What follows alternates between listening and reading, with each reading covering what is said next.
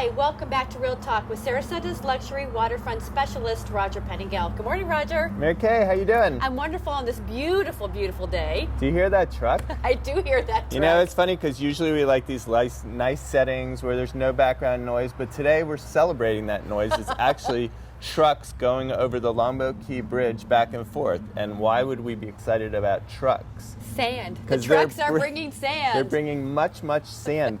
I think they said over 1,000 trips are going to be made of these trucks.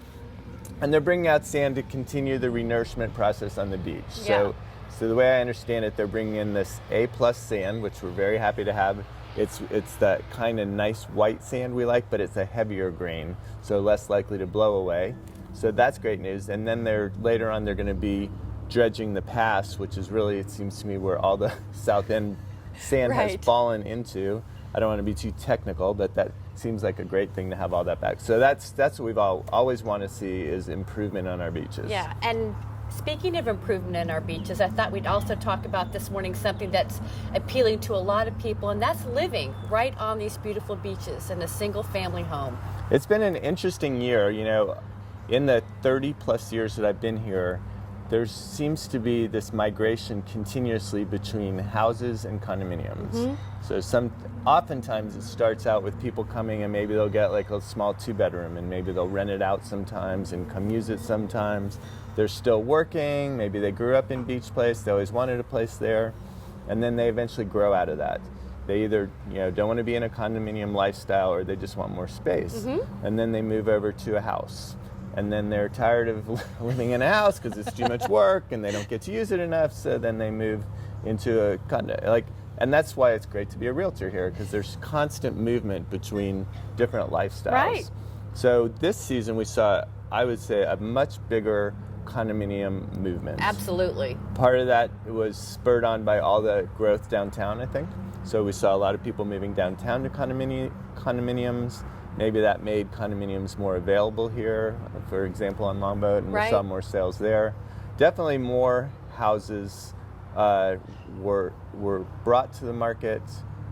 Probably a bigger inventory there, I'm guessing. I would agree, right. So you're always going to see more condominiums on the beach communities sell than houses, just by the fact that there's so many more condominiums available.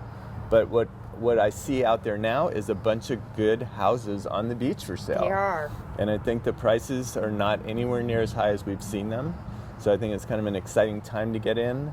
You can be in like a renovated beach cottage on a 90, 100 foot beach frontage for under $2.5 million. Amazing. I mean, that's pretty spectacular. Mm-hmm. We've got a couple good opportunities. We do. We have a house just right up in the Publix area, just north of it. So very mid-key, great location.